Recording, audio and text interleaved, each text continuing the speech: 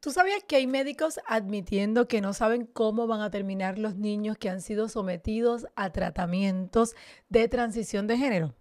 Y yo te pregunto, ¿por qué permitir que experimenten con el cuerpo y la mente de nuestros niños? Hoy celebro que en Puerto Rico hemos decidido que la niñez no se toca. Quiero darte la bienvenida a De Frente con Omaira. Soy Omaira Font y aquí hablamos sin miedo de los retos de nuestra sociedad y defendemos los valores que nos unen desde la verdad y, por supuesto, desde la diestra. Y quiero rápidamente invitarte a que te suscribas a este canal. Me impresiona que el 95% de las personas que ven nuestros videos no están suscritos al canal, así que suscríbete, enciende la campanita y, por supuesto, dale like, comparte y comenta en este video. Sobre todo, si tú crees que proteger a la niñez es un deber de todos nosotros, suscríbete, dale like, comparte y comenta. Esta semana, el Senado de Puerto Rico aprobó una medida histórica. Me refiero a la Ley para la Protección de la Salud y el Bienestar de los Menores de Edad en Puerto Rico, que prohíbe los tratamientos de afirmación de géneros en menores. Tuvo 23 votos a favor y 2 votos en contra. Y según como puedes leer ahí, la medida lo que busca es proteger a nuestros niños de esos procedimientos médicos o quirúrgicos que son irreversibles bajo el pretexto de una transición de género que incluye intervenciones hormonales. Y la primera pregunta que nos debemos hacer es ¿por qué esta ley es necesaria? Eso es lo primerito que nos debemos preguntar. Y cuando yo me fui a buscar otros medios que hayan reseñado esta noticia, lo primero que me di cuenta, y aquí te voy a mostrar la segunda imagen, es de la manera en que lo reseñaron. Por ejemplo, el periódico Metro lo reseñó diciendo rechazar el proyecto, perdón, diciendo, rechazan proyecto que penaliza a médicos por brindar terapias de afirmación a menores de 21 años. Y cuando tú lees esa noticia, me llamó muchísimo la atención lo que citaron que dijo el activista Pedro Julio Serrano, porque en ese reportaje dice, y leo textualmente como dice la noticia. Dice, parece mentira que Eliezer Molina y los senadores populares se hayan unido a la patraña transfóbica y trompista de Rivera Schatz y Rodríguez Bebe al votar en favor del PS 350. Y dice, con sus votos criminalizan a padres y médicos por brindarle atención médica que salvan vidas a jóvenes trans. Y luego dice, qué vergüenza. Si tú vas a leer esa noticia en el periódico Metro, vas a ver que esa cita está ahí textualmente. Quiero mostrarte cómo lo reseñó el periódico El Nuevo Día, donde la noticia, o por lo menos el titular, dice: entidades rechazan aval senatorial a medida que prohíbe terapias de afirmación de género en menores. Y un quote literal de esta noticia, si la buscas también en el periódico El Nuevo Día, dice que la Federación del Abecedario y el capítulo de Puerto Rico de la Unión Americana de las Libertades Civiles, el ACLU, ACLU en inglés, alertaron que el proyecto del Senado PS 50 de la autoría de Tomás Rivera Schatz y Joan Rodríguez Bebe también quebranta los derechos de los padres y la práctica adecuada de la medicina. Y lo primero que yo te quiero decir es que ambas afirmaciones, ambas noticias, esos dos quotes que te acabo de leer, los dos son dos viles mentiras. Por eso si te preguntas por qué es necesaria esta medida, por qué tenemos que procurar que sucedan estas cosas, pues ¿sabes qué? Porque vivimos en tiempos donde la ideología y la presión social están llevando a menores de edad a tomar decisiones que van a marcar sus vidas para siempre. Hoy este debate no es solo de Puerto Rico, este debate también se está llevando en los Estados Unidos y es un debate polarizante. Aquí, gracias a Dios, hasta el momento se ha decidido defender lo que es el sentido común y lo que es la verdad biológica.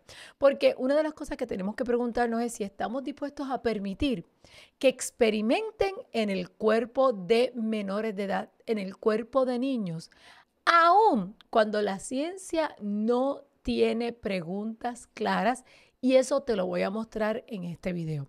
La realidad detrás de los tratamientos de afirmación de género en menores, quiero mostrarte también este reportaje por aquí, donde dice que la Corte Suprema avaló la ley que prohíbe los tratamientos de transición de género para menores, y esto fue en el estado de Tennessee.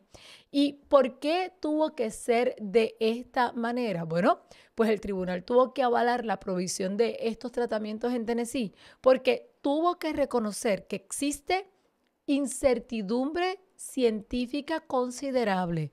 Memorízate esa frase que es importante. Incertidumbre científica considerable sobre la seguridad y eficacia de esos procedimientos.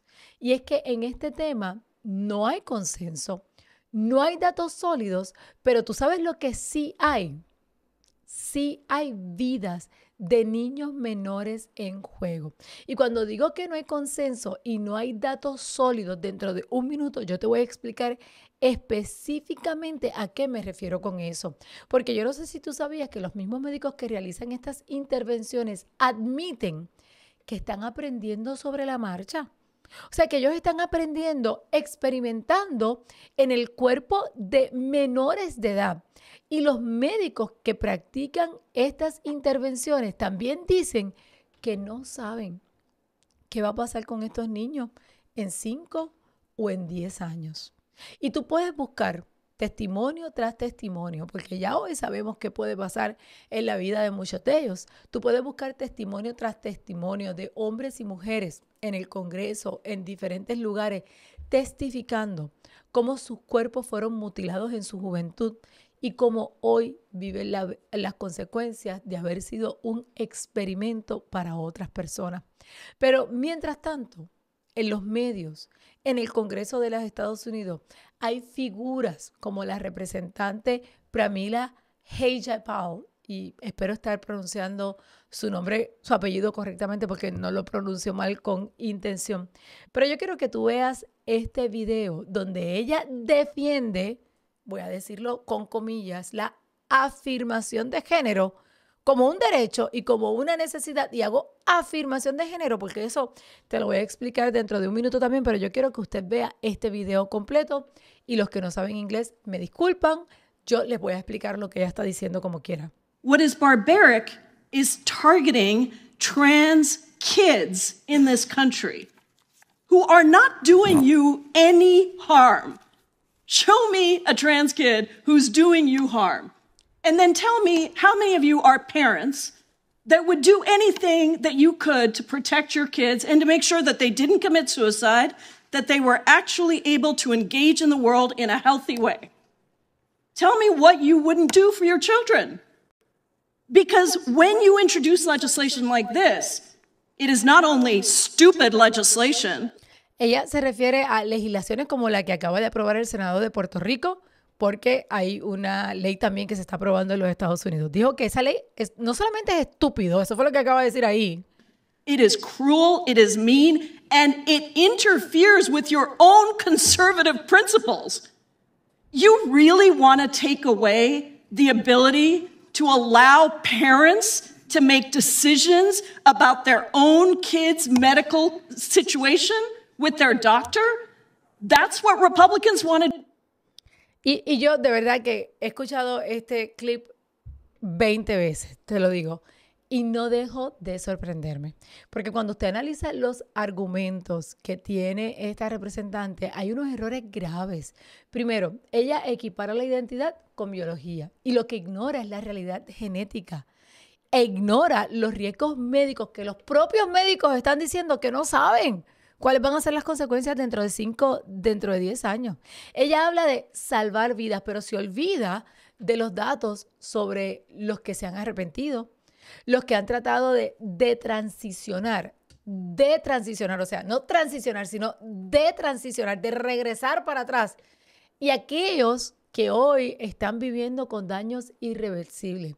Ella dice ahí, ¿qué padre no quiere proteger a sus hijos? Yo te respondo, querida representante, los que tratan a sus hijos como si fueran un experimento. Esos son los padres que no protegen a sus hijos, porque enseguida ella se mueve a la emoción, que hay que transicionarlo, porque si no, imagínate, ¿quién quiere que un hijo quiera cometer suicidio? Ella apela a la emoción. Pero ¿tú sabes qué es lo que no responde cuando te dice eso? No te responde quién responde cuando esos menores se arrepienten.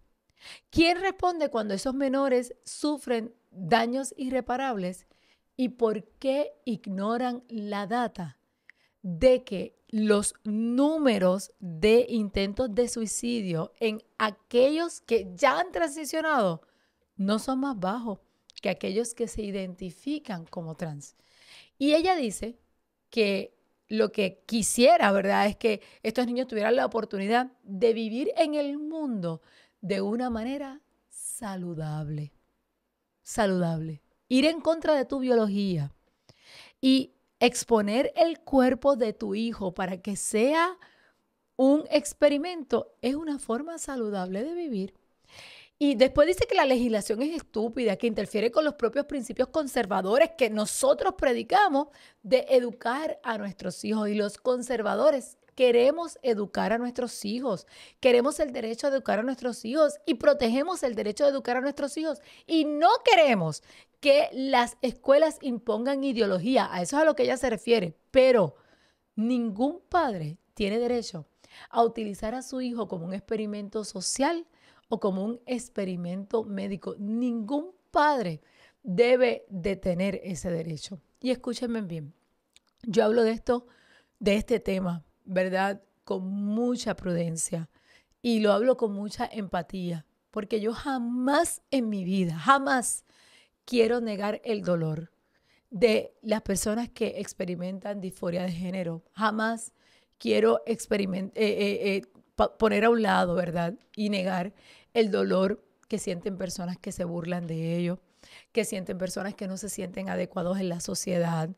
Pero tengo el deber de proteger a los más vulnerables de decisiones precipitadas y de decisiones que son irreversibles. Y hay casos reales y los daños son irreparables. En Estados Unidos y en Europa, cada vez más jóvenes que pasaron por esos famosos bloqueadores de pubertad, no para afirmar su género, sino para desafirmar su género, porque los utilizaron para transicionarlos al género que no son, los que se les inyectaron hormonas. Hoy están alzando su voz. Y de esos casos que te conté, muchos han testificado aún en el Capitolio de los Estados Unidos, contando cómo han perdido su fertilidad, porque estos cuerpos son mutilados y parte de los daños irreversibles de la transición de género es la infertilidad. Cómo han testificado cómo se afectó su salud mental, pero lo más tristeza que me da cuando veo estos videos y me compunjo aún cuando hablo de eso, es la cantidad de hoy adultos arrepentidos de esas presiones y esas decisiones que tomaron de niños. Y lo más que dicen es que perdieron la confianza en los adultos que debieron protegerlos. Los adultos que debieron protegerlos. Los adultos que debieron protegerlos. Y ahí es donde va lo que quiero compartir en el día de hoy. Porque estudio tras estudio, y esto que ves aquí es un clip de la Asociación de Bioética de la Comunidad de Madrid, uno de los lugares más progresistas que hay.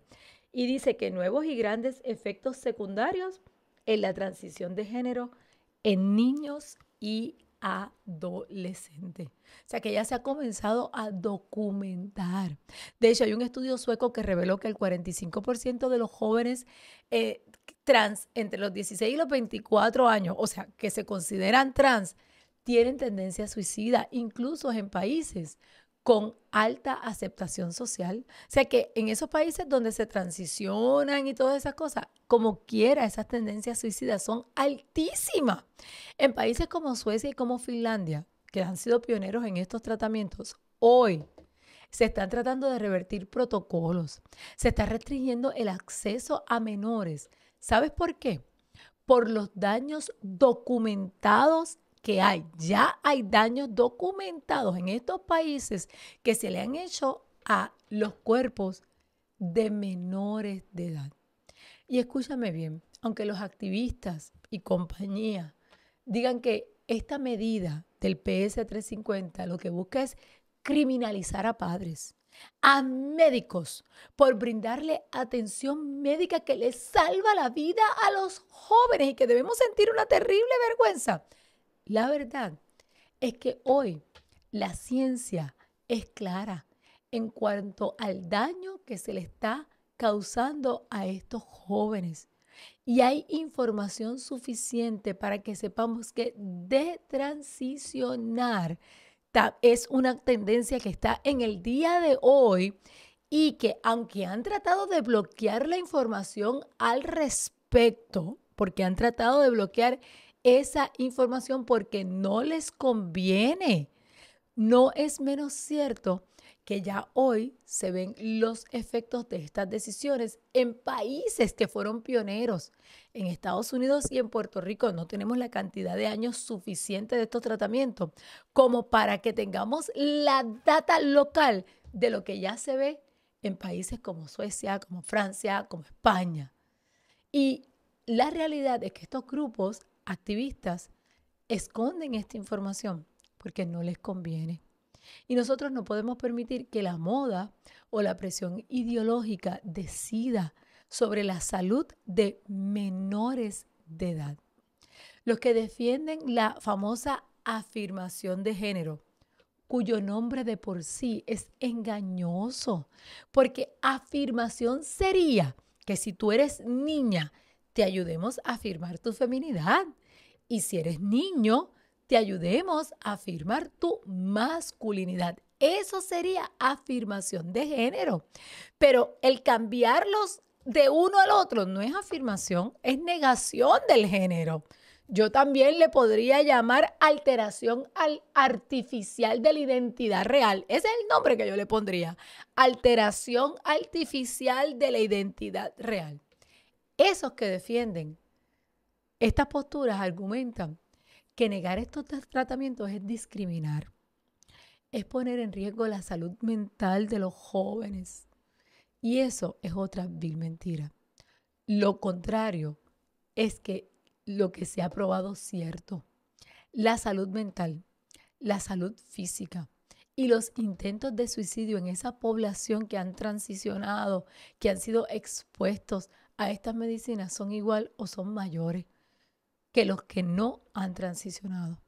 A los propulsores de estos tratamientos irresponsables, yo les quiero preguntar, ¿qué pasa con los derechos de los niños a madurar? ¿Qué pasa con los derechos de que lleguen a una edad madura donde puedan tomar decisiones con plena conciencia? ¿Qué pasa con los padres que quieren proteger a sus hijos de intervenciones irreversibles? La verdadera compasión no es ceder a la presión del momento y no es poner presión para que la gente piense como tú. Es acompañar, es escuchar, es proteger. Y yo hoy celebro que por lo menos en el Senado de Puerto Rico marca la diferencia. Hoy Puerto Rico se une a más de 25 estados que han decidido proteger a la niñez, que han decidido darle a esa niñez tiempo para madurar, tiempo para sanar, tiempo para encontrar respuestas reales y no soluciones rápidas que facturan de verdad, pero que destruyen vidas. La ley aprobada no es un ataque, es un escudo, no es odio. Fíjate, yo no tengo odio por la gente, por nadie. Es responsabilidad. Amar a un hijo es también saber decirle no cuando los riesgos son demasiados. Porque si tu hijo te dice, soy Superman, y se quiere tirar del techo de tu casa, Tú le dices, eres Superman, tírate. Tú le dices, no, porque eres un padre responsable. Si tu hijo te dice, soy perro y quiere comer alpo del plato del perro de la casa, tú le dices que sí, tú le dices que no, porque nuestro deber es protegerlo. Pues no es diferente en estos casos donde debemos protegerlos, debemos permitirles madurar. Y yo celebro que hoy Puerto Rico le diga sí a la niñez, le diga sí a la familia y le diga sí a la verdad, porque la niñez no es un experimento. La ciencia no tiene todas las respuestas, pero el sentido común y el amor verdadero sí tienen que decirnos que proteger a los más pequeños es nuestra primera obligación en este asunto.